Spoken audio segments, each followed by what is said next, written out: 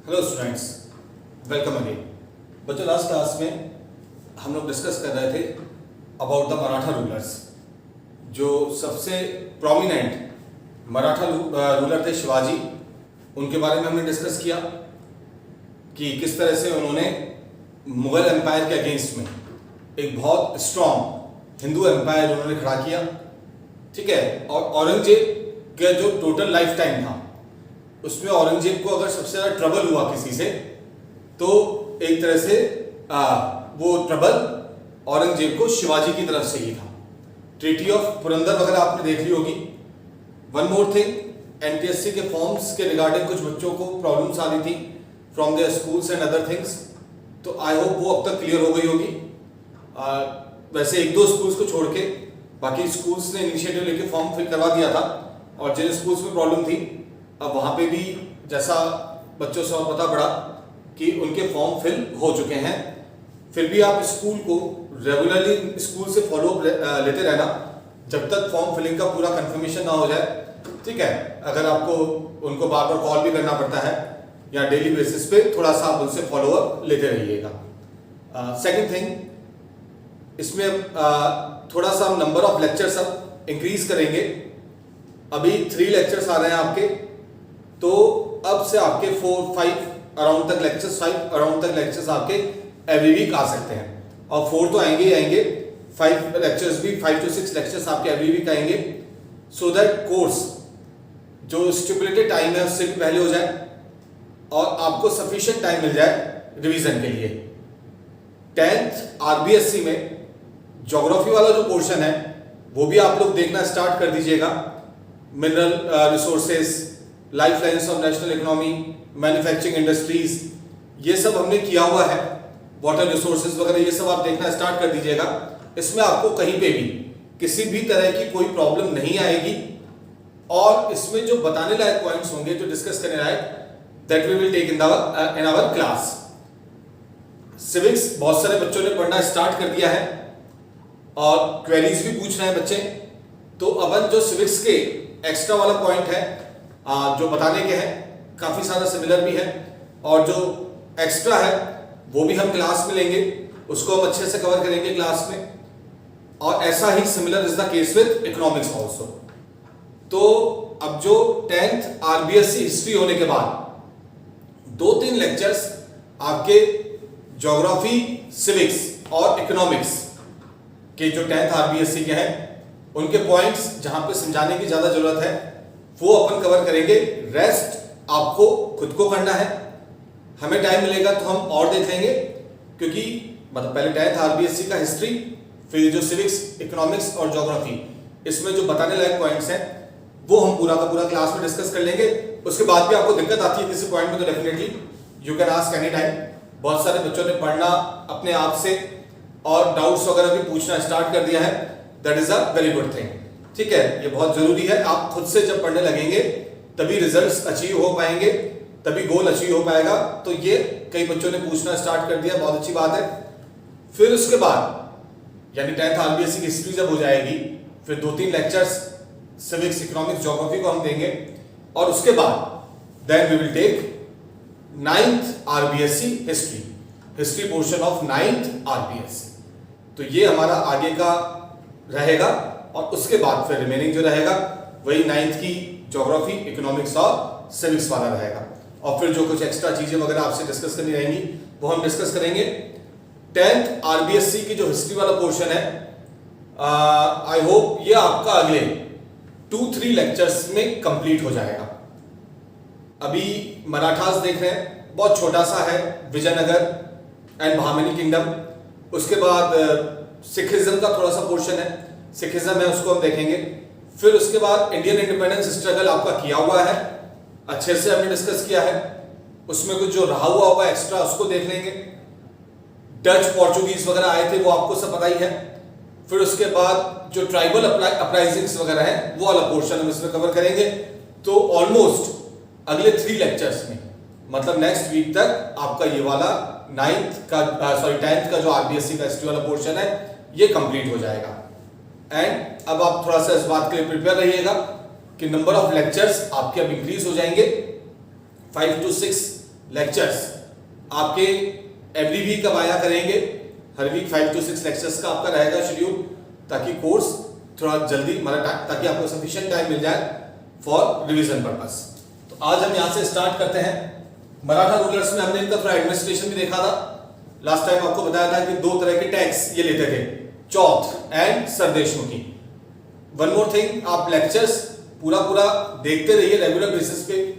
आपकी जो बहुत सारी क्वेरीज आती हैं कि ये क्वेश्चन इसमें मिला नहीं है, नोट्स में नहीं है या इस तरह से, तो वो सारा का सारा we are addressing through these lectures only. तो आप लेक्चर्स टाइम पे देखते रहिए, क्वेरीज जो आती हैं आपके कोई भी प्रॉब्लम आ रही है पूछते रहिए, फिर हम उसको यहाँ पे एड्रेस करते जा रहे हैं इन आवर लेक्चर्स। ठीक है, तो उससे आपका जो किसी तरह की प्रॉब्लम फिर नहीं आएगी। ठीक है, यहाँ पे अपन ने देखा था कि दो तरह के टैक्स ले रहे थे, chauth and sardeshmukhi. Military administration की अगर इनकी बात करें तो Shivaji was a man of military genius.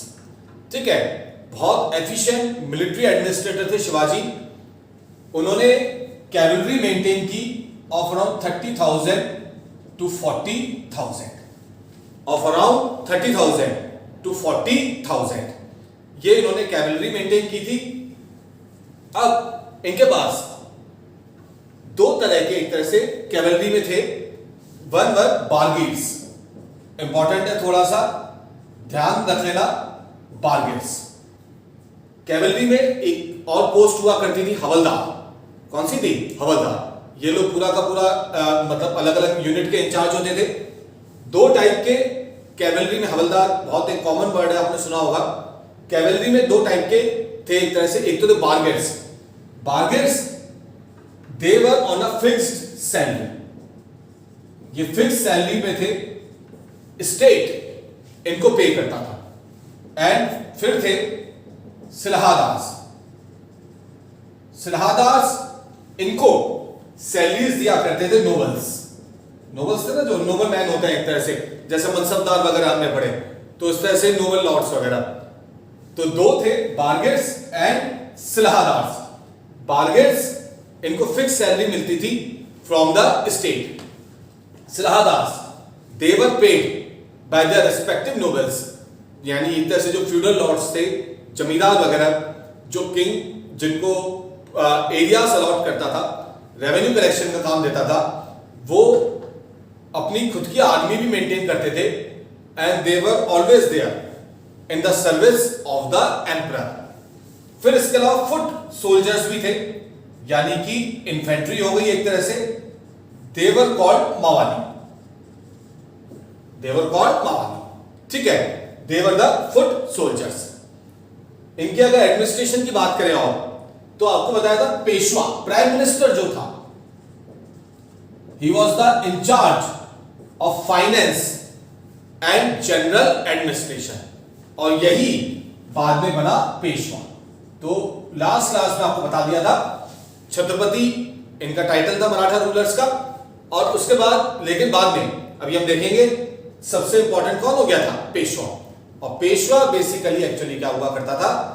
Peshwa ये आपको बताया था एक तरह से वॉरियर ब्राह्मण्स थे।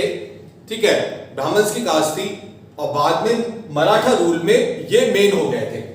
ऐसे ही देखे जाए तो थे सेनापति भी था, अमात्य, और अलग अलग इस तरह से डिफरेंट एडमिनिस्ट्रेशन थे। वो आप इसमें देख लेना, फडनवीस, इस तरह से बहुत सारे थे।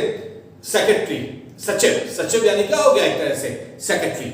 सो there were different post were there. Shivaji के मिलिट्री मैनेजमेंट में हमने जैसा कि लास्ट क्लास में देखा था, एक बहुत इंपॉर्टेंट पोजीशन थी ऑफ फोर्ट्स। इसका नंबर इंक्रीज होकर बाद में शिवाजी ने कर दिया था टिल 240। कितने फोर्ट्स हो गए थे? 240। हर फोर्ट में ये 3 ऑफिसर्स रखते थे ऑफ द इक्वल रैंक। अब देखो बहुत ही एक इंटेलिजेंट स्टेप था। They used to keep 3 officers of the equal rank, मतलब ताकि ट्रीचरी यानी चीटिंग वगैरह के चांसेस नहीं रहे। यानी हर कोई अगर एक ही रहेगा, सारी पावर उसके पास रहेगी, तो वो किंग के अगेंस्ट में भी जा सकता है। तो 3 ऑफिसर्स होते थे। 240 तक फोर्स का नंबर इन्होंने इंक्रीज कर लिया था। 3 ऑफिसर्स होते थे of the equal rank to prevent the treachery. अब इसके बाद शिवाजी के बाद आफ्टर शिवाजी इनके जो दो सन्स थे संभाजी एंड राजाराम, इनमें स्ट्रगल हुआ to ascend to the throne. Sambhaji जीत गया इसमें, but he was later on executed by the Mughals. Mughals ने इनको मार दिया था संभाजी को। Rajaram became the ruler, but बाद में मुगल्स ने इनको भी भेज दिया to the fort of Gingee, where he spent rest of his life. यानी पावर फिर से एक तरह से कौन कंट्रोल करने लग गए थे? मुगल्स। फिर इनके son Shivaji two, he became the ruler, minor थे, इनकी मदर थी ताराबाई एज अ रीजेंट। ठीक है, ये थोड़ा इंपॉर्टेंट है, ध्यान रखना ताराबाई। और फिर आए छत्रपति शाहूजी महाराज, छत्रपति। ये वही है जो बाजीराव मस्तानी मूवी में एम्परर दिखाए थे। इनके टाइम पे राइज होता है पेशवास का। पावर किसके पास आ गई? पेशवास। ठीक है, ये वही है, अगेन रिपीट कर रहा हूं, जो मूवी अगर आपने देखी होगी बाजीराव मस्तानी, इसमें जो एम्परर दिखाए थे छत्रपति शाहूजी महाराज। तो सबसे पहले पेशवा जिन्होंने पेशवा पावर स्टैब्लिश की वो थे बालाजी विश्वनाथ। इंपॉर्टेंट है, अच्छे से ध्यान रखना। फर्स्ट थे ये पेशवा जिन्होंने पेशवा पावर को स्टैब्लिश किया 1713 टू 1720 एडी। शाहूजी महाराज को ये अपना एम्परर कंसीडर करते थे, पूरी रिस्पेक्ट भी करते थे, बट डेफिनेटली पूरा कंट्रोल इनके टाइम में पेशवास के हाथ में आ गया था। अगर आपने मूवी देखी हो तो उसमें जो छत्रपति शाहूजी महाराज थे वो खुद एक्नॉलेज करते हैं इस बात को कि पेशवा बालाजी विश्वनाथ ने मराठा एम्पायर को फिर से स्ट्रेंथन करने का काम किया। इन्होंने दो इंपॉर्टेंट टास्क इन्होंने अचीव किए थे। एक तो 1719 एडी में जो मुगल एम्परर थे फर्रुखशियर,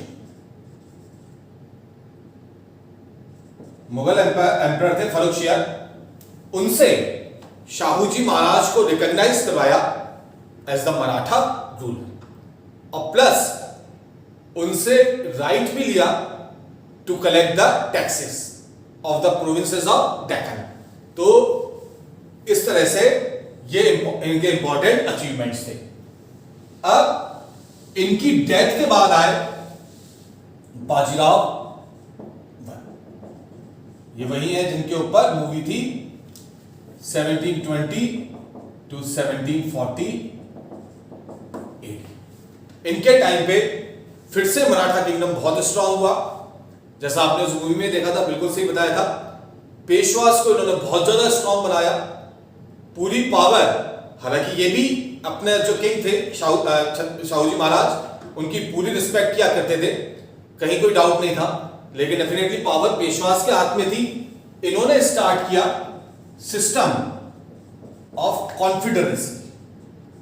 इसको देख लेना थोड़ा सा। सिस्टम ऑफ कॉन्फेडरेसी का मतलब हुआ कि अलग अलग, मतलब एक तरह से कॉन्फेडरेसी का मतलब क्या हुआ? अलग अलग एरियाज, अलग अलग मराठा लीडर रूलर्स को दिए गए, जो आपको बताए थे गायकवाड़ हुए of Baroda, Holkar of Indore, Peshwa of Pune, तो ये पुणे के थे, पुणे आपको ध्यान होगा उसके अंदर पूरा बताया था, भोसले ऑफ नागपुर, ठीक है, सिंधियास ऑफ ग्वालियर। तो इनके टाइम पे पेशवास की पावर अपने पीक पे पहुंची, बहुत अच्छे से इन्होंने कंट्रोल किया। इनके बाद आए बालाजी बाजीराव।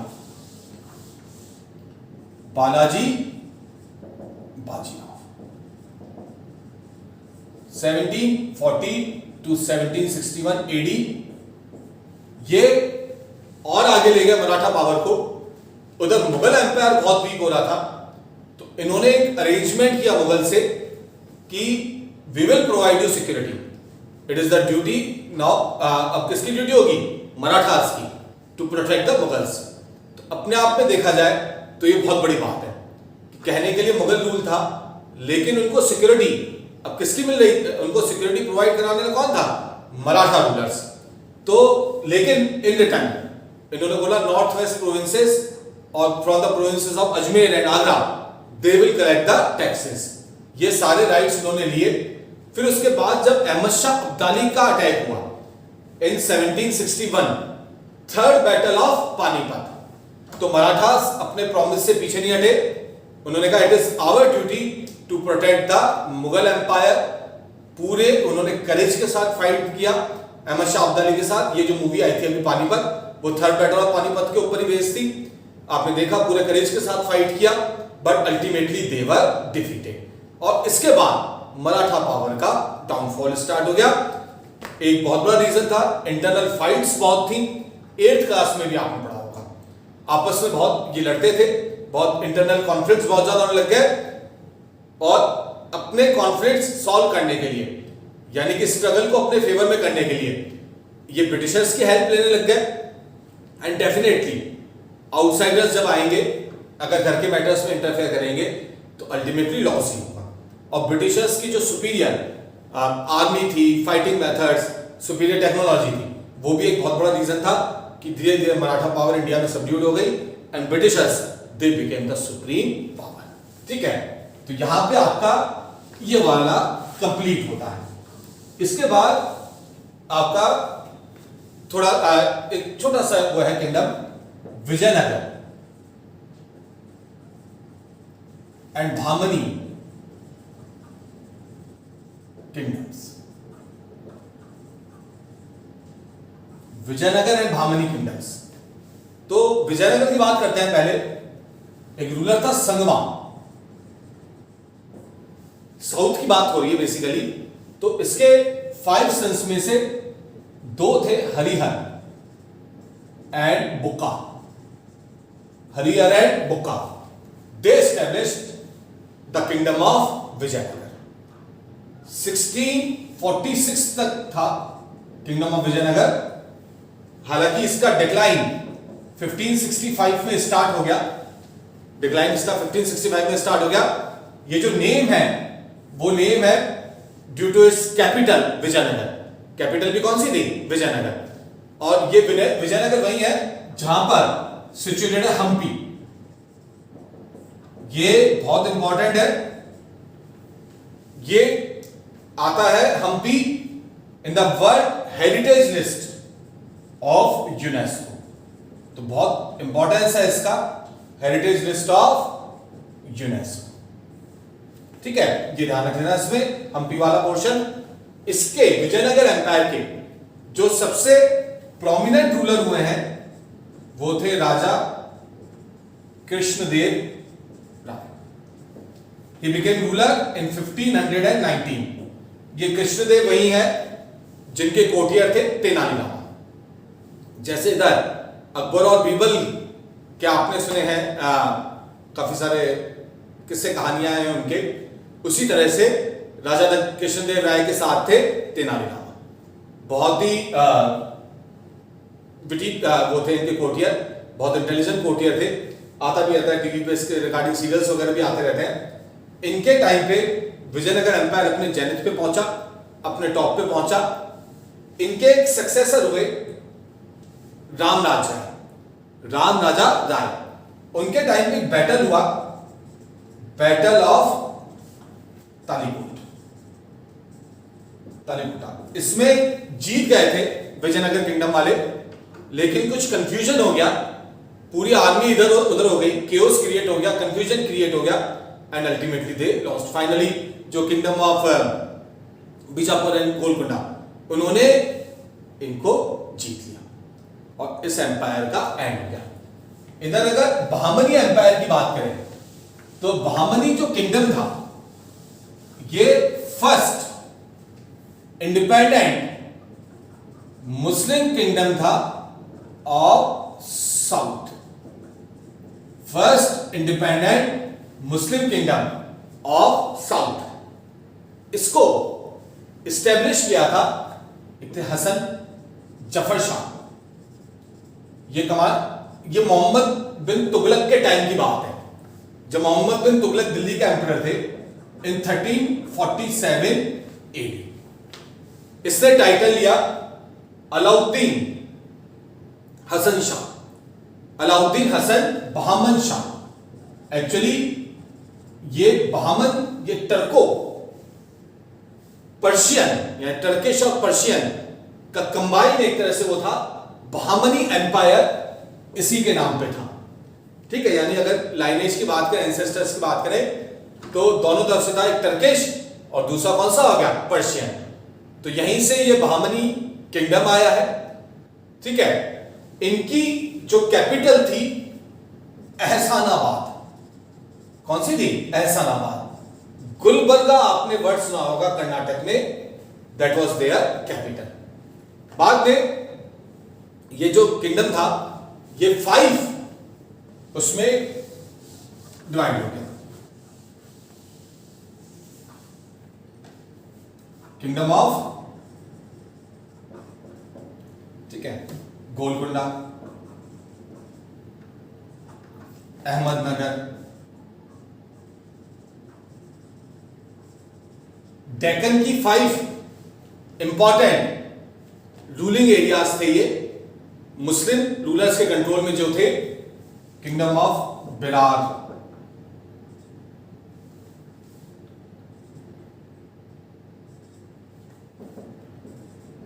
बिरार एंड बीजापुर। बाद में मुगल एम्पायर्स ने, मुगल एम्परर्स ने इनको कंट्रोल कर लिया। किसी को जहांगीर के टाइम पे कंट्रोल में किया गया, किसी को औरंगजेब वगैरह के टाइम पे कंट्रोल में किया गया। बहुत ज्यादा इंपॉर्टेंट नहीं है ये, मेरे हिसाब से नोट्स में जितना आपके दिया है उतना सफिशिएंट रहेगा इसके अंदर। फिर भी अगर आप चाहें तो थोड़ा सा वही जो आपकी रिफ्रेशर स्टूडेंट एडवाइजर है आरबीएससी बुक, आप उसको कंसल्ट करना। बहुत ज्यादा इसमें और कुछ इंपॉर्टेंट नहीं है। कृष्णदेव राय वगैरह, दीज आर द इंपॉर्टेंट, इनके रूलर्स के नेम देख लेना। कुतुब शाही डायनेस्टी, इमाद शाही डायनेस्टी, बीजापुर, ये सारे के सारे इसके अंदर आएंगे, तो बहुत ज्यादा इसमें दिक्कत वाली बात नहीं है। अब इसके बाद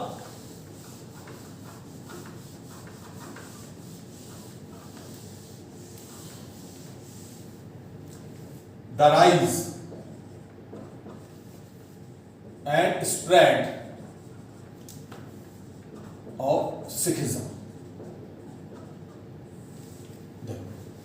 अब ये बहुत इंपॉर्टेंट टॉपिक है, ये अपन करेंगे पूरा का पूरा डिटेल में। सिखिज्म इंडिया का एक प्रोमिनेंट रिलीजन है, वैसे माइनॉरिटीज में आते हैं क्योंकि नंबर कम है। बाकी अगर एक बहुत ही प्रोमिनेंट रिलीजन है, प्राइम मिनिस्टर है हमारे डॉक्टर मनमोहन सिंह। आपको बताया था सेकुलरिज्म का एक बहुत अच्छा एग्जांपल आया था 2004 में, when doctor Manmohan Singh a Sikh became the prime minister. Oath दिलाई थी एपीजे अब्दुल कलाम ने, जो मुस्लिम थे प्रेसिडेंट। वोटर्स आपको बताइए, majority of the voters Hindu, और जो जिनके सपोर्ट से doctor Manmohan Singh became the prime minister, Sonia Gandhi, bye religion she is a Christian women. तो सिखिज्म बहुत प्रोमिनेंट रिलीजन है। इंडिया के बाहर भी आपको बहुत सारी जगह पे मिलेंगे। बहुत ही laborious and hard working community consider किया गया है इनको, और इतनी हार्ड वर्किंग है इसीलिए बहुत ज्यादा प्रॉस्परस भी। ठीक है, पंजाब का एरिया आपको पता ही है, एग्रीकल्चर में देखा जाए पंजाब हरियाणा सबसे प्रॉस्परस एरियाज में से आते हैं। राजस्थान में जो श्री गंगानगर है, तो एक बार केबीसी में ही बोला गया था श्री गंगानगर के लिए one of the richest towns of India. Land बहुत फर्टाइल है, इंदिरा गांधी कैनाल जो आ रही है उसकी वजह से बहुत ज्यादा फर्टाइल लैंड है। कनाडा में बहुत ज्यादा नंबर में है सिख, यूएस में भी है, कनाडा में बहुत ज्यादा है। कनाडा में तो इतना नंबर हो गया है इनका कि वहां की गवर्नमेंट फॉर्मेशन में इंपॉर्टेंट इनका एक तरह से रोल रहता है।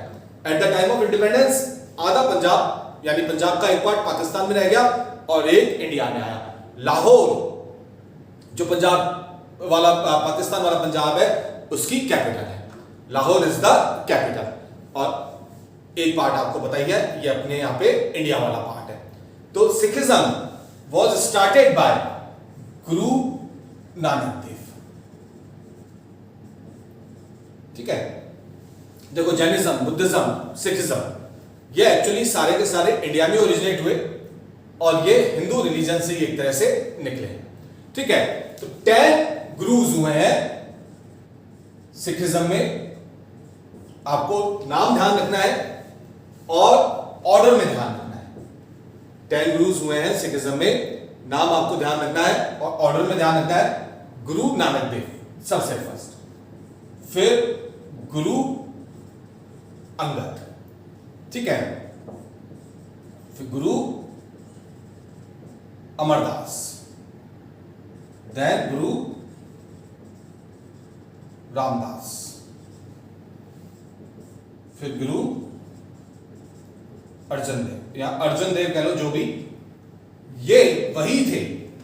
गुरु अर्जन देव आपको बताया था who was executed by Jahangir, ठीक है, जहांगीर एग्जीक्यूटेड हिम।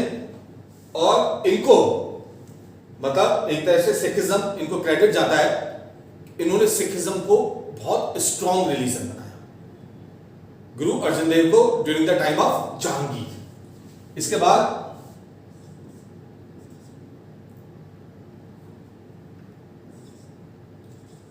गुरु हरगोबिंद, गुरु हरराय,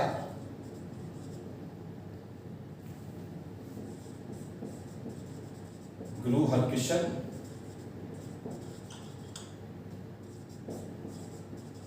गुरु तेग बहादुर। गुरु तेग बहादुर बच्चों वही हैं who was killed by Aurangzeb. दो बताए थे जब अपन मुगल एम्पायर डिस्कस करते थे, दोनों इंपॉर्टेंट, ध्यान रखना। Guru Arjan Dev he was killed by Jahangir and Guru Tegh Bahadur he was killed by Aurangzeb. सबसे लास्ट है जो सबसे इंपॉर्टेंट भी है, सबसे इंपॉर्टेंट तो ऑब्वियसली गुरु नानक देव हैं, जिनको बहुत ज्यादा प्रोमिनेंस है, गुरु गोबिंद सिंह, ठीक है, गुरु गोबिंद सिंह। इन्होंने बाद में ये गुरु वाला सिस्टम, इन्होंने ये कहा कि अब हम गुरु वाला सिस्टम एंड करते हैं और गुरु ग्रंथ साहिब को, अगर आप कभी गुरुद्वारे में गए हो, जो सिख कम्युनिटी की रिलीजियस प्लेस है एक तरह से, तो एक बुक देखते हैं आप, रहती है, ठीक है। तो इन्होंने बाद में, गुरु गोविंद सिंह ने यही कहा कि अब से हमेशा के लिए अब सिखिज्म में कोई नया गुरु नहीं होगा और ये जो गुरु ग्रंथ साहिब है परमानेंटली इसी को, मतलब वो जो बुक है एक तरह से, उसी को गुरु बनाया गया। ये जो नेम्स हैं आप प्लीज, जब फर्स्ट में दिक्कत आएगी नहीं, लास्ट में भी दिक्कत नहीं आएगी। फिफ्थ ध्यान रख लेना गुरु अर्जन देव अच्छे से, ठीक है, और गुरु तेग बहादुर, और थोड़ा सा इनका आप ऑर्डर ध्यान रख लेना, इनकेस आ जाए, बाय चांस आ जाए कि क्रोनोलॉजिकल ऑर्डर में नेम आ जाए कि आप इनको अरेंज कीजिए। 7th क्लास में भी थे आपके नेम थे, उसमें भी 10 के 10 गुरुज के, तो ये आप प्लीज थोड़ा सा इसमें आप ध्यान रख लीजिएगा। गुरु नानक देव जी की अगर बात की जाए, born on 15th April 1469, 15th अप्रैल 1469, ये करेक्ट कर लेना, आपके नोट्स में थोड़ा मिसप्रिंट हो गया, 16th अप्रैल 1489 लिखा हुआ है, तो kindly make the correction 15th April 1469 till 22nd सितंबर 1539। अच्छे से ध्यान रख लेना, खासकर ये जो बर्थ डेट है। Guru Nanak Dev, he was born, Guru Nanak Dev का जो जन्म हुआ, he was born in Talwandi, Talwandi जिसको अब ननकाना साहिब बोला जाता है। Nankana Sahib very very important village है तलवंडी, नियर लाहौर इन पाकिस्तान, नियर लाहौर इन पाकिस्तान, यानी कि जो सिखिज्म के मेन जिन्होंने स्टार्ट किया गुरु नानक देव, उनका बर्थ प्लेस एक्चुअली, क्योंकि आपको बताया पार्टीशन हुआ, तो एक पार्ट पंजाब का पाकिस्तान में है और एक इंडिया में, इस तरह से, तो वो जो है नियर लाहौर इन पाकिस्तान। अच्छे से ध्यान रखिएगा। तलवंडी, तलवंडी वैसे कोटा में भी आप लोगों ने शायद सुना होगा, ठीक है। तो तलवंडी कोटा का एक पार्ट है छोटा सा, तलवंडी, जिसको अब ननकाना साहिब बोला जाता है, ठीक है। ये आपको अच्छे से ध्यान रखना है, very important. His father's name again important was Kalu Mehta and mother's name was Tripta, ठीक है। His father was a patwari, father इनके पटवारी थे in the land revenue department, और इनकी एक एल्डर सिस्टर भी थी, उस नेम वाज बीबी नानकी। गुरु नानक देव और जो एल्डर सिस्टर थी, हर नेम वाज बीबी नानकी। ये भी इंपॉर्टेंट है, ध्यान रखना। He got married, Guru Nanak Dev got married to Sulakhni देवी।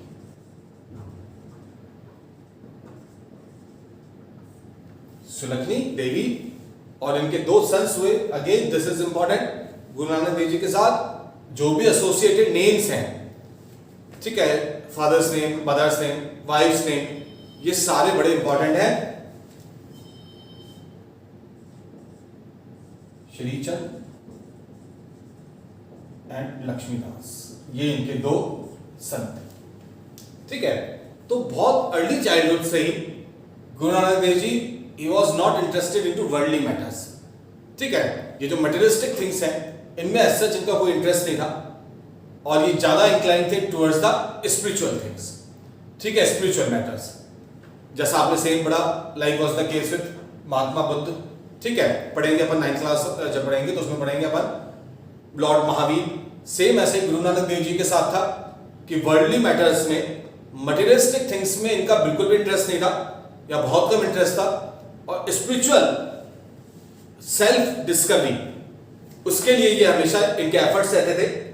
बहुत घूमने लगे ये इसकी वजह से, और इन ये 2 लोगों से मिले थे। ये इंपॉर्टेंट है कि ये इनके कंटेम्पररीज हैं, कबीर, सबने नाम सुना होगा, और दूसरे रविदास, ध्यान रख लेना, ठीक है। दे were the contemporaries of Guru Nanak Dev. तो बहुत कुछ सीखने को मिला इनसे। फाइनली गुरु नानक देव डिक्लेयर्ड कि now they have got the spirit of God, कि मींस दे हैव अचीव, एक तरह से आप कह सकते हो एनलाइटमेंट। जैसे बुद्धिज्म में आपने जिसको पढ़ा होगा मोक्ष, जैनिज्म में जिसको निर्वाणा बोला जाता है, इस तरह से इनको भी ये हुआ कि spirit of God, light of God. इसके बाद इन्होंने 4 डिफरेंट डायरेक्शंस में बहुत बड़ी बड़ी जर्नीज की, ठीक है, covering thousands of kilometres and preaching their religion. जो इन्होंने एक तरह से नया रिलीजन स्टार्ट किया। ये जो जर्नी है, इसको बोला जाता है उदासीस। क्या बोलते हैं इसको? उदासीस। इन द 4 डिफरेंट डायरेक्शंस ये इन्होंने स्टार्ट की थी। सिखिज्म, लोग इनसे बहुत इन्फ्लुएंस थे, बहुत ज्यादा इन्फ्लुएंस रहते थे इनसे, ठीक है। इन्होंने जो लास्ट टाइम था अपनी लाइफ का, बेसिकली ये एम्फेसिस करते थे गुरु नानक देव ऑन सेक्युलरिज्म, कि कोई हिंदू नहीं है, एज सच कोई मुस्लिम नहीं है, ठीक है। There is no as such Hindu, as such Muslim. Secularism पे इनका वो था। तो इसीलिए persons of both the communities, that is Hindus and Muslims, दोनों ही कम्युनिटीज के लोग इनके बहुत बड़े नंबर में फॉलोअर्स हैं। इन्होंने लास्ट टाइम अपनी लाइफ का स्पेंड किया है करतारपुर। कहां पे? करतारपुर, जहां पे इन्होंने एक सिस्टम स्टार्ट किया, लंगर। ये अगेन इंपॉर्टेंट वर्ड है related to Sikhism. Free lunch यानी फ्री किचन कह लो एक तरह से, ठीक है। दिल्ली वगैरह में आपने बहुत बड़े बड़े गुरुद्वारे हैं, हर जगह सिस्टम है जिसमें लोग कंट्रीब्यूट करते हैं, बनाते हैं, और कोई भी पर्सन चाहे वहां जा सकता है। फ्री फूड की उसके लिए अरेंजमेंट होगी। ये लंगर का सिस्टम, फ्री किचन कह लो, फ्री फूड कह लो, एक तरह से फ्री किचन ऐसे रहेगा। ये स्टार्ट किया था गुरु नानक देव जी ने। और इसमें यह है कि हर कोई, rich, poor, upper caste, lower caste, कोई भी है, सारे साथ बैठ के खाते हैं, तो यानी कोई भी किसी भी तरह का डिस्क्रिमिनेशन नहीं है, ना इकोनॉमिक बेसिस पे, ना कास्ट बेसिस पे, ना रिलीजियस बेसिस पे। तो यानी कि क्या डेवलप होती है? A feeling of equality. Mid day meal scheme जो चलती है स्कूल्स में, उसका मेन पर्पस तो यही है कि बच्चों का एनवायरनमेंट बढ़ाना है, पुअर चिल्ड्रन स्पेशली। बट एक साइड पर्पस उसका और है कि इससे जब बच्चे विलेज एरियाज में है, ये मेन साथ बैठ के लंच करेंगे, तो कास्टिज्म वगैरह की फीलिंग या कम्युनलिज्म फीलिंग है जो कि डिफरेंट रिलीजन के हैं, ये कम हो जाती है। अगर पूरी तरह से खत्म नहीं भी होती तो भी आप ये कह सकते हैं कि काफी हद तक ये क्या हो जाती है? कम हो जाती है। ठीक है, तो ये लंगर इन्होंने स्टार्ट किया था। He died at the age of 70 years। अपनी डेथ से पहले ही इन्होंने, एक थे भाई लहना, इनको डिक्लेयर कर दिया था एज द नेक्स्ट गुरु, कि अब मेरे बाद ये नए गुरु होंगे भाई लहना। ठीक है,